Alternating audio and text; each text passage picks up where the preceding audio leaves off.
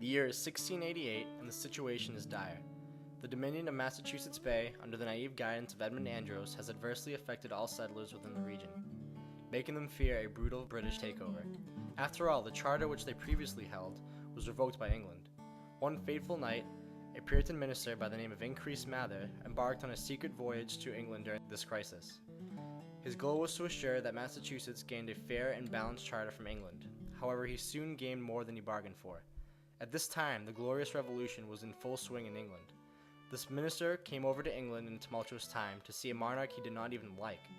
The revolutionary results of such a trip could never have been predicted. Increase Mather is most commonly known for his influential role in King Philip's War and the Salem witchcraft trials. However, his most prominent contributions have been overlooked by the general populace. Increase Mather proved to be one of the most influential ministers in Puritan New England. However, his influence transcends that of a faraway time period. Mather in 1691 acted to secure a new charter for Massachusetts from King William and Queen Mary. The effects of his insistence on a fair and beneficial charter for Massachusetts still linger today. After all, he saved the Massachusetts Bay Colony, implemented the idea of separation of church and state, and secured American democracy.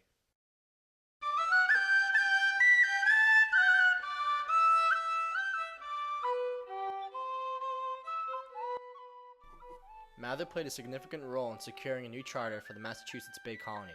In 1682, Mather led the people of Massachusetts in their refusal to surrender the charter at the demand of King Charles II. Despite their efforts, however, Mather and the people of Massachusetts still lost the charter. Mather was chosen by the General Court of Massachusetts to represent them in England. In 1688, during the Glorious Revolution, Increase, along with Sir Henry Ashurst, traveled to Britain determined to secure a new and more beneficial charter for the Massachusetts Bay Colony.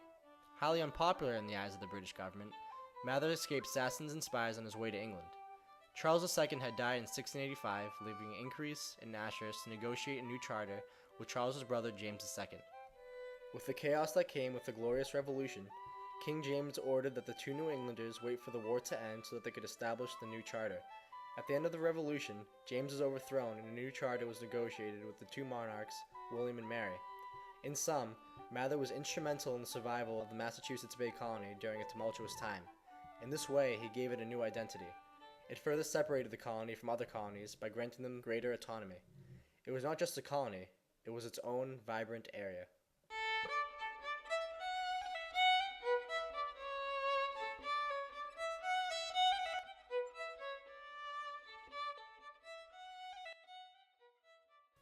Surprisingly, given his conservative religiosity, Increase Mather is partly responsible for the popularization idea of the separation of church and state in today's America.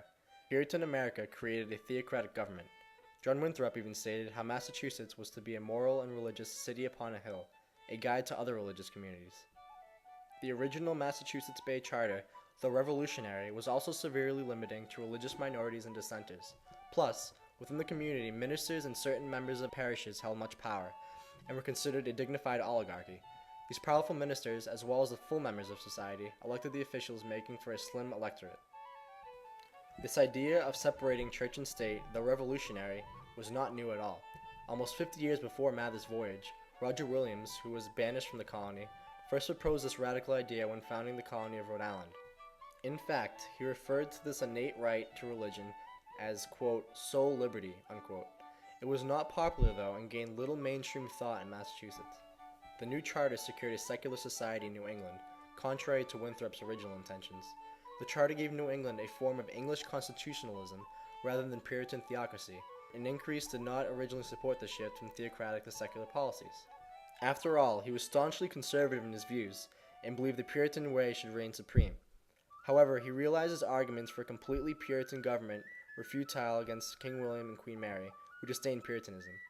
However, Mather sacrificed Winthrop's ideals for a charter more practical for the people, even if it did not include tolerance only for Puritanism.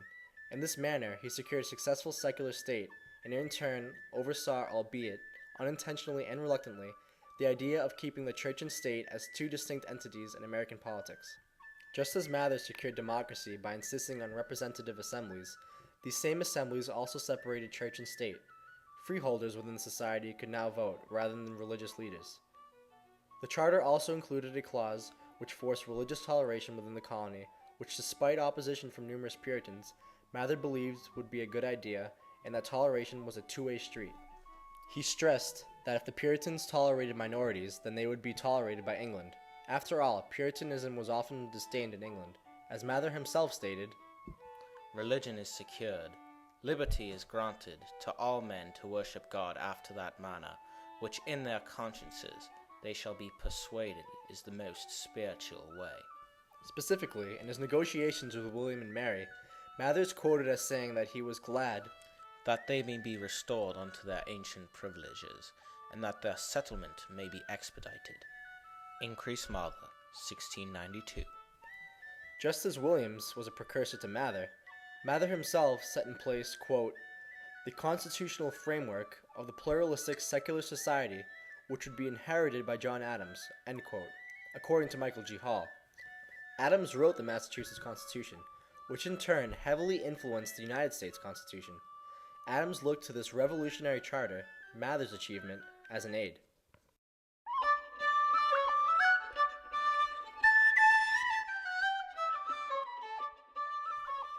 Not only did Mather set the stage for the separation of church and state, he also reinforced the foundations of our democratic political culture.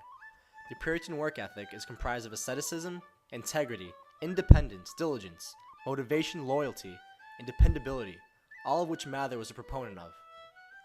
Alexis de Tocqueville stated in his Democracy in America that the Puritan work ethic set the stage for democracy in America. De Tocqueville accredited the Puritans with an imprint on the American political culture that remains today. The Puritan work ethic is the fuel that continues to power the American workforce. Without the efforts of Increase Mather, the Puritan movement could have lost momentum and become extinct. With the help of Mather, the movement survived a hostile government and a Puritan disdain that existed throughout the government. Mather wanted New England to be the city upon a hill that John Winthrop spoke of in his speech on the Arbella.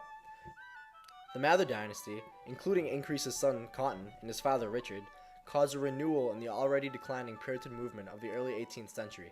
Each added significant contributions to the realm of intellectual Puritan thought. Books not only abounded by them, but they also heavily influenced events such as King Philip's War and the Salem witchcraft trials with their power. Mather reinforced the conservative values of New England and even England. While in England, Mather won the friendship of divines like Baxter, Tillotson, and Burnet, and effectively promoted the Union of 1691 of English Presbyterians and Congregationalists. Mather created a united Puritan front in the effort to reassert the conservative values that once held reign over New English culture. He also further strengthened conservative values in an institution which influenced New English leaders. As president of Harvard, he deplored the liberal direction that the school was going in. In his queries worthy of consideration, he stated that it was the lack of conservative values that caused him to resign as president. His influence over the Puritan movement echoes through our political culture today. America continues to have an extremely conservative political culture. Political culture is described as a distinctive way of thinking about how political and economic life ought to be carried out. Two of the 5 major elements of our political culture, according to James Wilson and John J. DeLulio, are equality and individual responsibility. Mather, even though he did not create these ideas, caused America to embrace these ideas for the new fervor. He consistently held the individual responsible, which is patterned through his speeches. Nathaniel Hawthorne, a great American writer, mentions Mather's fame in the Scarlet Letter over 100 years later, noting that even political power, as in the case of Increase Mather, was within the grasp of a successful priest.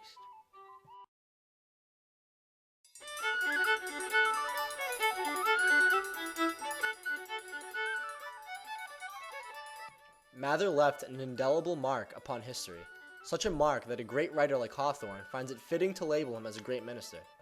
Surely all of his actions have enduring legacies today. Mather sacrificed his personal beliefs and the Puritan ideals for the well-being of the colony. A great minister tirelessly works for his followers. Mather, all for his people, endured an ongoing English war to secure the charter for Massachusetts, giving the colony a new identity. This new identity went on to influence the constitutions of both Massachusetts and, more importantly, America. Surely this makes him much more than a great minister.